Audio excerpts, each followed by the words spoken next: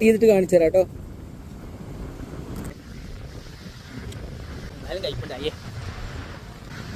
എന്റെ കയ്യിൽ നോക്ക്, തണ്ണിമത്തം പോലെയുള്ള കുറെ ഫ്രൂട്ട്സ്. ഇതാണ് ഞങ്ങളുടെ ലക്ഷദ്വീപിലെ കാട്ട് ഫീരേക്ക എന്ന് പറയുന്ന ചെടി കേട്ടോ.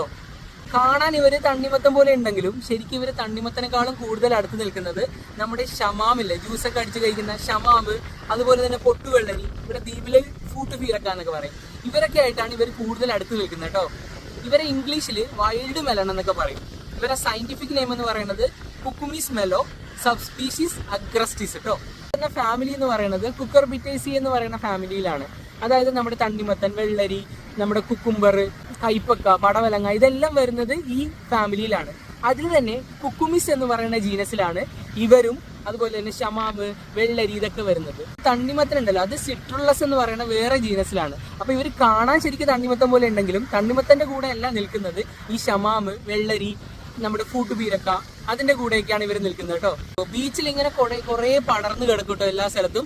ഇവർക്ക് ടെൻഡ്രിൽസ് ഉണ്ട്, അതായത് ഈ വള്ളി പോലെയുള്ള സാധനം. ഇത് ഉപയോഗിച്ചിട്ട് ഇവര് ഇങ്ങനെ എവിടെയെങ്കിലുമൊക്കെ ഓലയിലൊക്കെ ചുറ്റി പിടിച്ചിട്ട് ഇങ്ങനെ പടർന്ന് കിടക്കും. ഇവരെ ഫ്ലവർ നോക്കുകയാണെങ്കിൽ ഇവർക്ക് 2 ടൈപ്പ് ഫ്ലവർ ഉണ്ട്. അതായത് മെയിലും ഫീമെയിലും വേറെ വേറെയാണ് കാണാം. നോക്ക്, എന്റെ ഈ കയ്യിൽ ഈ കാണുന്നില്ല, ഇതാണ് ഇവരുടെ മെയിൽ ഫ്ലവർ. നോക്ക്, ഈ ഒറ്റയ്ക്ക് നിൽക്കുന്ന ഈ മഞ്ഞ അത് മെയിൽ ഫ്ലവർ ആണ്. നോക്കി, അതിന്റെ താഴെ ബൾജിങ് ഒന്നും കാണുന്നില്ല. ഇനി ഞാൻ ഫീമെയിൽ കാണിച്ചു തരാം കേട്ടോ, അപ്പൊ നിങ്ങൾക്ക് മനസ്സിലാവും.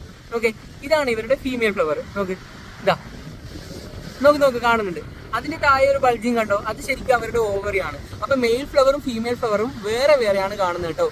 ആ മെയിൽ ഫ്ലവറിന് പോളൻ ഗ്രെയിൻസ് വന്നിട്ട് ഈ ഫീമെയിൽ ഫ്ലവർ ഇവരുടെ മുകളിൽ വീഴും. എന്നിട്ട് പോളിനേഷൻ നടക്കും. പോളിനേഷൻ നടന്നു കഴിയുമ്പോൾ ഇതേപോലെ ഫ്രൂട്ട് ഉണ്ടാവും. ആദ്യം ഫ്രൂട്ട് ഇങ്ങനെ നല്ല പച്ച കളറായിരിക്കും കേട്ടോ. കുറച്ച് കഴിയുമ്പോൾ ഇതുപോലെ നല്ല പഴുത്ത കളറായിട്ട് മാറും. ഇതിങ്ങനെ യെല്ലോ കളറായിട്ട് മാറും. അങ്ങനെ ബീച്ചിൽ വരുമ്പോൾ ഇങ്ങനെ യെല്ലോ കളർ കാണുമ്പോൾ നമ്മൾ എടുത്ത് കഴിക്കും. പൊതുവേ അധികം മധുരമൊന്നുമില്ല, ചിലത് നല്ല കയ്പായിരിക്കും കേട്ടോ. ഞാൻ കട്ട് ചെയ്തിട്ട് കാണിച്ചു തരാം. കത്തിയൊന്നുമില്ല, അവിടെ ആയതുകൊണ്ട് കട്ട് ചെയ്യാം. നോക്കി, ഇതിന്റെ അകത്ത് സീഡൊക്കെ നമ്മുടെ വെള്ളരിക്കൊക്കെ പോലെ ആയിരുന്നു. നോക്ക്, ഇത് കഴിക്കുകയാണെങ്കിലേ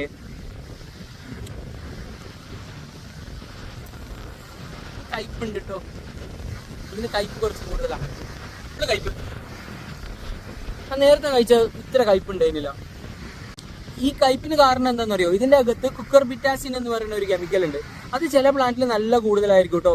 അതായത് അതിന്റെ ജീനിന്റെ ആക്ടിവിറ്റി കൂടുതലാണെങ്കിൽ ചില പ്ലാന്റ് നല്ലോണം പ്രൊഡ്യൂസ് ചെയ്യും, ഭയങ്കര കയ്പ്. ഈ കയ്പിൽ നിന്ന് ഞാൻ ഒരു കഥ പറഞ്ഞുതരാം കേട്ടോ.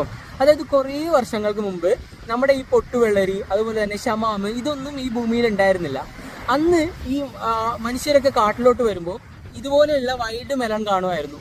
അപ്പൊ അതിൽ ഇത് തന്നെ ഇവർ നോക്കുമ്പോൾ നല്ല വലുപ്പമുള്ളത്, അതുപോലെ തന്നെ കട്ട് ചെയ്ത് കഴിക്കുമ്പോൾ കയ്പില്ലാത്തത്, അങ്ങനെയൊക്കെ കാണുമ്പോൾ എന്ത് ചെയ്യും, അവർ അതിനെ മാത്രം എടുത്ത് വീട്ടിൽ കൊണ്ടുപോകും. എന്നിട്ട് അതിനെ വീട്ടിൽ വളർത്തും. അങ്ങനെ ഇവർ സെലക്ട് ചെയ്ത് കൊണ്ടുപോയിട്ട് വളർത്തിയിട്ട് ഉണ്ടായതാണ് നമ്മുടെ ഈ ഷമാമ്, അതുപോലെ തന്നെ പൊട്ടുവെള്ളരി. ഇവരൊക്കെ അതിനെ ഡൊമസ്റ്റിക്കേഷൻ എന്ന് പറയും. അതായത് ഇവരുടെയൊക്കെ റിലേറ്റീവ് ആണ് ഇവരെല്ലാവരും കേട്ടോ. ആണ് നമ്മുടെ ഈ കാട്ട് ഫീരേക്ക, അതുപോലെ തന്നെ ഷമാമ്, പൊട്ടുവെള്ളരി, ഇതിന്റെ ഒക്കെ സയന്റിഫിക് നെയിം. അതായത് സെയിം ആണ്, ഇവരൊക്കെ സെയിം സ്പീഷീസ് ആണ്. കുക്കുമിസ് മെലോ ആണ് കേട്ടോ ഇവരെല്ലാവരും. വിചാരിക്കുന്നുണ്ട് ഇത്ര കയ്പുള്ളത് കൊണ്ട് ഇതിനെ ഇനി ശരിക്കും ഭൂമിയിൽ ആവശ്യമുണ്ടോ, ഇവരുടെ സെയിം സ്പീഷീസ് വേറെ ഉണ്ടല്ലോ എന്ന് വിചാരിക്കും. ശരിക്കും അങ്ങനെയല്ല, ഞാൻ കാണിച്ചു തരാം. നോക്ക്, ഇത് നമ്മുടെ ബീച്ച് ഇത്ര അടുത്താണ് ഈ പ്ലാന്റ് ഉള്ളത്, ഈ കാണുന്നത്. നോക്ക്, ഇതൊരു മനുഷ്യൻ നോക്കലില്ല കേട്ടോ. എന്നിട്ട് ഇത്ര ചൂടത്തും ഇത്ര വെള്ളമില്ലാത്ത സ്ഥലത്തും സെലൈനിറ്റി ഉള്ള സ്ഥലത്തും ഇത് നല്ല രീതിയിൽ വളരുന്നുണ്ട്. കണ്ടമാനം ഫ്രൂട്ട് ഉണ്ടാവുന്നുണ്ട്. അതായത് ഇവർക്ക് കുറേ വേറെ കപ്പാസിറ്റി ഉണ്ട്. ഇവർക്ക് നല്ല രീതിയിൽ ചൂട്, വരൾച്ച, പിന്നെ അതുപോലെ തന്നെ സെലൈനിറ്റി, പെസ്റ്റ്, അതിനെയൊക്കെ ഇവർക്ക് റെസിസ്റ്റ് ചെയ്യാനുള്ള കപ്പാസിറ്റി ഉണ്ട്. അതായത് ഇവരുടെ ഉപയോഗം എന്താണെന്ന് വെച്ചാൽ ഇനി ഫ്യൂച്ചറിൽ, ഭാവിയിൽ ഈ നമ്മൾ ബ്രീഡിംഗ് ഒക്കെ നടത്തുമ്പോൾ, അതായത് വേറെ ഏതെങ്കിലും വെറൈറ്റി ഉണ്ടാക്കുമ്പോൾ ഇവരെ ശരിക്കും നമുക്ക് മദർ പ്ലാന്റ് ആയിട്ട് ഉപയോഗിക്കാം. കാരണം ഇതിന്റെ ഫ്രൂട്ട് വലിയ മെച്ചമില്ലെങ്കിലും ഇതിന് അല്ലാണ്ട് ഒരുപാട് കപ്പാസിറ്റി ഉണ്ട്. അപ്പോൾ ലക്ഷദ്വീപിലെ മറ്റൊരു വീഡിയോ ആയിട്ട് നമുക്ക് വീണ്ടും കാണാം കേട്ടോ. എൻ്റെ നാവിലെ കയ്പ് ഇതുവരെ മാറിയിട്ടില്ല, വെള്ളം കുടിച്ചാലേ ഇനി ശരിയാവുള്ളൂ എന്ന് തോന്നുന്നു. അപ്പോൾ വീഡിയോ ഇഷ്ടപ്പെടുകയാണെങ്കിൽ ലൈക്ക് ചെയ്യുക, സബ്സ്ക്രൈബ് ചെയ്യുക, സപ്പോർട്ട് ചെയ്യുക കേട്ടോ. ബൈ.